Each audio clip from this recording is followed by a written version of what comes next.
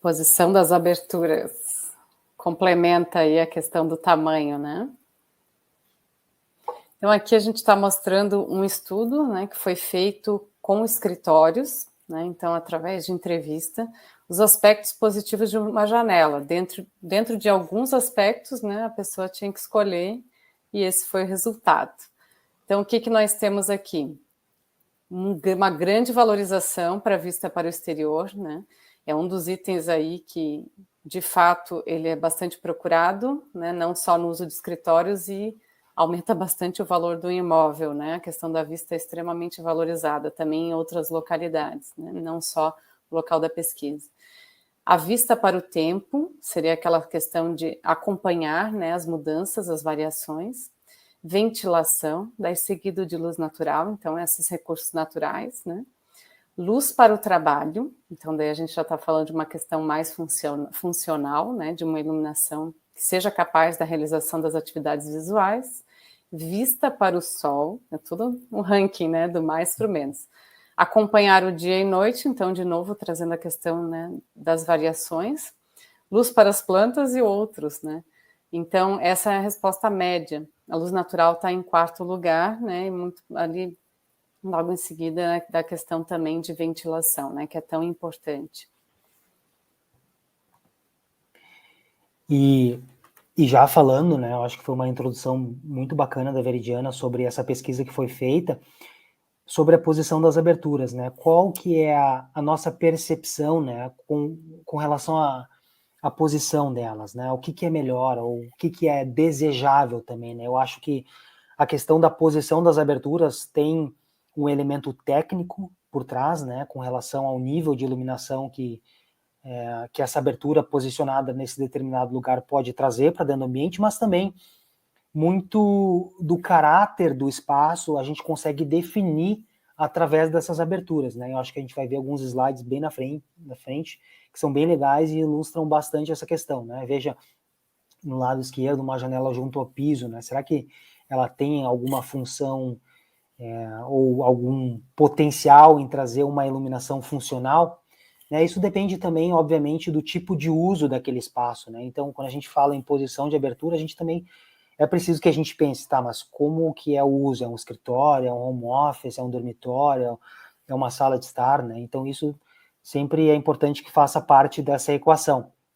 E a que a gente geralmente está mais acostumado, o posicionamento das aberturas no meio, né? Algumas, aqui eu acho que na Europa, acho que a Veridiana tem bastante propriedade para falar do Brasil também. Aqui na Europa, dependendo da localização, acho que nos países mais perto do Mediterrâneo se usam aberturas muito verticais também, né?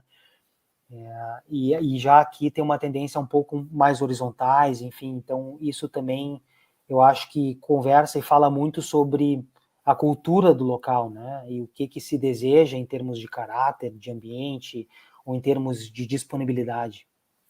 E por fim, logo à direita, uma abertura junto ao forro, que cria um efeito bastante interessante. Mas eu acho que o mais interessante, essa se vocês receberam os e-mails, espero que tenham recebido, esse assunto fez parte do segundo e-mail que nós enviamos. Foi uma espécie de uma enquete. A gente tentou trazer essa questão, né, de qual posicionamento teria ou traria o melhor ou maior nível de iluminação natural para dentro desse espaço, sob determinadas condições. E não sei se vocês têm alguma resposta, e fiquem à vontade para escrever aqui embaixo, se vocês têm uma ideia. Mas então, já entrando, né, um pouquinho e falando sobre esses níveis que cada uma dessas aberturas pode trazer, eu acho que no primeiro slide a gente falou do caráter, né, como que a gente percebe o posicionamento, e aqui um pouco mais técnico, falando em níveis de iluminação natural. Então, essas pequenas simulações que foram feitas sobre condições de céu nublado, e quando a gente fala em condições de céu nublado, pouco importa a orientação dessa abertura, se é sul, norte, leste, oeste, afinal de contas, o céu ele tem uma iluminação isotrópica, mas não 100% isotrópica, né? A gente sabe que, por definição, o zênite tem uma iluminância 3 vezes maior do que no horizonte. Então, sob essas condições, rodamos 3 simulações diferentes, e a janela que fica junto ao piso do ambiente, ela trouxe um fator de luz diurna médio de 2,5. Esse fator da luz diurna, né, ou daylight factor em inglês, ele é uma métrica bastante recorrente no mundo todo, né, bastante utilizado por várias normas, vários códigos de obra, enfim, na Europa principalmente ainda, e ele é bastante antigo, né, então basicamente ele é uma relação da iluminância medida externamente e da iluminância medida internamente, né, sob condições de céu nublado. Isso por definição, né, a gente sabe para fazer para obter esses níveis, a gente roda em simulações computacionais. E a janela posicionada no meio, ela nos forneceu um nível de fator de luz diurna médio de 3,7, ou seja, bastante grande ou bem maior do que aquela primeira opção. E por último, não sei quem acertou ou quem conseguiu acertar, mas eu garanto que era uma questão um pouquinho interessante, né? Quem imaginaria, eu acho que boa parte das pessoas, que a janela junto ao forro traria talvez um fator de luz diurna bastante relevante, né? 4,6. Então veja essa escalada, né? E essas relações de iluminância que são bastante interessantes. Agora, de novo, né? Voltando ao caráter do espaço, embora uma janela no topo junto ao forro traga um nível maior de iluminação natural, será que ela é interessante? Será que eu consigo ficar num ambiente no qual eu não consigo olhar para a rua? Talvez não. Então, esse tipo de decisão é importante a gente tomar e considerar na nossa equação. A Elaine acertou. Foi a única que colocou aqui. Olha aí. Que a luz, o mais alto deixa entrar mais luz no fundo do ambiente. Né? Perfeito. Muito bem colocado. Uhum. É importante colocar assim, ó, tudo que a gente está colocando aqui é relativo, né? A gente está falando em iluminação natural para realizar as atividades visuais, né? Uma boa distribuição de luz, por exemplo, nesse caso, o terceiro exemplo. Mas assim, nada impede, por alguma razão, seja estética ou alguma relação que vocês queiram com o espaço, né? Mas eu quero uma janela pequenininha embaixo, enfim, para dar uma, sei lá, pode ter tantos motivos, né? Uma espécie de deixar um pouquinho mais leve, né? A parede flutuando, aquela luz, né? Entrando por baixo. Mas é um espaço de passagem, é uma coisa, é um espaço de permanência. Às vezes tem outras janelas que vão cumprir essa outra função e a gente pode brincar com a luz, né? De várias formas, né? Então aqui a gente está trazendo mais esse caráter, só para colocar, né? Perfeito, bem colocado. E agora olhando para alguns projetos que eu acho que ilustram bastante, né? Eu e a Veridiana fizemos uma seleção de alguns projetos que eu acho que tem algo bastante interessante a ensinar, e acho que fica sempre mais fácil a gente olhar um caso real, né, de como funciona. Então, aberturas, na verdade, a gente costuma brincar, né? Não desperdiça uma abertura, né? Ela é extremamente importante, e é sempre interessante também, caso tenha alguma vista, né? E aquela pesquisa, o primeiro slide que a Veridiana falou, demonstra bastante isso, né? A percepção, conseguir se conectar com o exterior, né? Então isso, e assim, consequentemente, quando a gente também tem uma vista para o exterior, não é 100%, tá? Nem sempre, mas existe uma relação também intrínseca com iluminação natural. São duas questões e dois aspectos que se conectam muito bem. Agora, é sempre importante que a gente também, se a gente tiver essa intenção, e eu acho que é isso que esse projeto mostra com bastante clareza, né? Poxa, tem uma vista maravilhosa para o mar, então por que não trabalhar com abertura e moldar essa abertura de forma que eu consiga, então, aproveitar essas visuais, né? E tirar o melhor partido disso para criar esse efeito, criar uma boa arquitetura, né? Que se comunique com o exterior. E se, de repente, eu tiver uma outra fachada que não seja tão interessante, mas que ainda assim tenha um potencial de iluminar o meu ambiente, então eu posso trabalhar, quem sabe, com aberturas mais altas, porque nesse caso talvez não tenha tido uma necessidade de uma visual, né, para aquela fachada do lado esquerdo, mas ainda assim o arquiteto conseguiu utilizá-la de uma forma muito brilhante, né, conseguiu trabalhar com com aberturas mais junto ao forro, para justamente conseguir equilibrar e trazer uniformidade de iluminação natural para esse espaço. Então, essas estratégias, saber equilibrá-las, são extremamente importantes. Às vezes a gente está pensando muito na visual, às vezes a gente quer uma iluminação mais funcional, né, como bem a Veridiana colocou. Então, trabalhar com esses aspectos são bem importantes.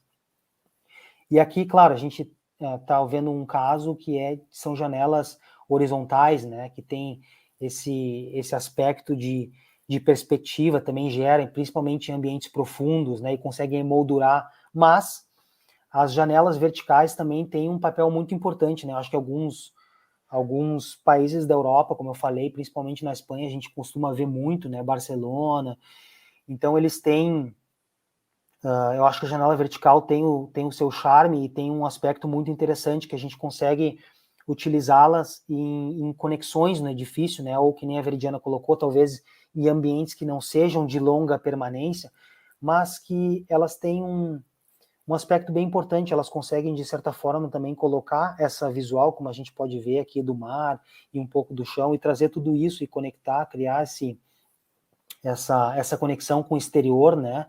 E mais do que isso, através dessa perspectiva, a gente consegue realmente visualizar a intenção do arquiteto de colocar aquela vista em destaque. E a janela vertical também serve muito bem para isso. E esse slide aqui, só para falar um pouquinho de posição, de aberturas, mas também ele mescla a questão do tamanho no documento, né? São ambientes de 6 por 6 metros, né? Todos têm a mesma área envidraçada. Só que ora, ali está pequenininho, né? Mas ora a gente tem uma abertura só em uma fachada, ora em duas. Quando ela é em duas, elas são menores para, né, compensar a área. Ora mais alongadas, ora mais na vertical, né? Então, aqui são simulações feitas com céu encoberto só para a gente ver o comportamento, né, da luz no espaço. Então, a gente percebe que em alguns modelos a gente repara uma uniformidade maior, né, dos níveis de luminância, e em outras a gente vê muito claramente zonas mais claras e zonas mais escuras, né? Então, isso muda completamente, né? A mesma área envidraçada, a gente tem comportamentos completamente distintos, né? Perfeito. Aqui ficou pequenininho, mas é só para falar. Esse aqui é um estudo, então, realizado no Brasil, aquele primeiro que a gente falou em relação à vista, né, e tudo mais, a preferência do usuário para escritórios. Nesse aqui, então, foi uma tese de doutorado feita através de pesquisas online, onde foram mostradas várias cenas para diferentes públicos, arquitetos ou não, onde a gente nota que o que as pessoas mais preferem ver, né, na sua janela é o céu em primeiro lugar, a vegetação em segundo, o elemento água em terceiro, né? Então, esses três foram mais ou menos parecidos no ranking, né? Depois, a gente tem ali a natureza, ou eu estou lendo aqui, está bem ruim, mas ficou pequenininho, né? Mas a natureza, um perfil da cidade, né? As questões, ver pessoas, né? E lá por último, se vocês forem ver, tá a visualização de carros e vizinhos, né, edifícios vizinhos, mas sabemos que, né, no entorno urbano muitos de nós vemos edifícios vizinhos, então as pessoas preferem elementos naturais, né, a elementos construídos, né, como vista. E eu acho que para finalizar um pouco tentar criar um sumário, né, eu acho que essas duas imagens são bem emblemáticas. Nós, como arquitetos, né, e profissionais da área, a gente provavelmente conhecemos o Alvar Aalto, né, um expoente histórico, né, e esse é o escritório dele, localizado na Finlândia, e eu acho que ele é um dos grandes exemplos, né, eu acho que ele nos deixou um legado bastante interessante, e imagina, as obras dele foram construídas há 60, 70 anos atrás, e ainda nos ensinam muito sobre iluminação natural. E o que a gente queria mostrar para vocês é que nessa imagem da esquerda, veja, no escritório, né? No lado direito a gente tem as janelas mais lineares, posicionadas de forma que quem está sentado consegue ver o que está acontecendo lá fora, consegue acompanhar essa dinamicidade, essa variação da luz ao longo do dia. Agora, justamente aquilo que a gente estava conversando antes, né? Quem sabe do lado esquerdo não havia uma visual interessante. mas esse espaço era relativamente profundo, talvez, para ter aberturas apenas de um lado. Então, a estratégia foi colocar aberturas junto ao forro, né? E veja como é interessante e veja como os níveis de iluminação natural nesse ambiente são bastante uniformes. E repare, não tem nenhuma iluminação artificial ligada nesse exato momento. A gente tem um pouco do sol entrando para uma outra fachada, então é um ambiente extremamente cênico, é aquilo que a Veridiana comentou, ao passo que é funcional, a gente consegue utilizar ele por boa parte do tempo ou do ano sem qualquer tipo de iluminação artificial, ou seja, quase que autossuficiente. Obviamente não é, porque, enfim, aqui nas latitudes mais ao norte, no inverno, a gente tem dias extremamente curtos, mas também cria o sol, né, esse movimento, essa trajetória do sol, a gente consegue acompanhar no próprio piso ou na parede, enfim, conforme os dias vão passando ao longo do ano. É um exemplo ainda muito emblemático. E no lado direito é a casa dele também. Repare que o ambiente é bastante iluminado e o pé direito é bem alto. Mas tem uma questão que a gente vai entrar depois, que é dos materiais, que eu acho que contribui bastante também para esses níveis bastante grandes de iluminação natural.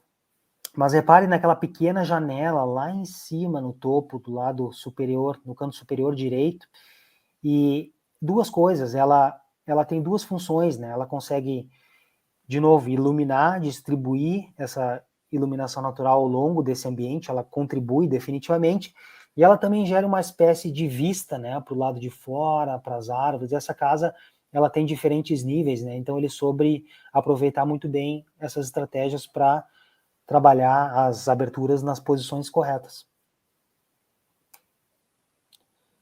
E por fim, a gente tentou trazer uma espécie de um sumário, né, de um resumo, de novo, né, cada caso é um caso e todas as localidades, os projetos precisam ser sempre avaliados de forma separada, e é isso que a gente faz no nosso dia a dia. Mas existem várias referências que nos trazem conhecimentos e informações que são extremamente fundamentais, né? Quando a gente fala em Brasil, então a gente sabe que a fachada norte tem um potencial muito grande de iluminação natural e um relativamente fácil controle solar, né? A gente pode trabalhar com elementos de sombreamento externo, né? E a gente consegue também bloquear, dependendo da latitude, de novo, né? Tudo é variável e tudo caso a caso, ter um controle um pouco melhor do mascaramento e do sombreamento dessas aberturas quando elas estão voltadas para o norte. Agora, fachada sul, principalmente da onde a gente é, né, Veridiana, é sempre complicada, né? Esses tempos eu estava conversando com alguns colegas arquitetos e eu até brinquei com eles, né? Olha, a fachada sul é a fachada mais odiada que existe, né? O pessoal quer colocar lavanderia, quer colocar tudo que não se usa na fachada sul. Mas é óbvio que no sul do Brasil a gente tem uma umidade relativa bastante alta, né? Então se torna um problema porque ela não recebe nenhuma insolação durante o inverno. Agora, se a gente olhar sob a ótica da iluminação natural somente, ela é uma excelente fachada, por dois motivos, por vários, mas eu vou colocar dois motivos para vocês. Um deles é que não tem insolação direta, ou seja, ou quase não tem insolação direta, né? De novo, cada caso é um caso, dependendo da latitude. Isso significa que a gente precisa se preocupar muito pouco em termos de sombrear essa fachada. E a abóbada celeste, já que o sol não está presente nessa fachada por boa parte do ano, a abóbada celeste também com a iluminação difusa, ela traz níveis ótimos e excelentes de iluminação natural também. Então, esse é o grande ganho e a desmistificação que a gente sempre gosta de trazer sobre a fachada sul. E leste-oeste, como a gente já deve ter ouvido falar bastante, são duas fachadas que é preciso cuidar bastante, né, como que a gente dimensiona as aberturas nessas fachadas, porque a gente sabe que o controle solar ele é um pouquinho mais complexo, é possível de fazer, deve ser feito, né, afinal de contas a gente não vai abrir mão de uma abertura talvez nessa fachada, mas é preciso ter um cuidado um pouquinho melhor e trabalhar fundamentalmente com ela com um pouco mais de atenção.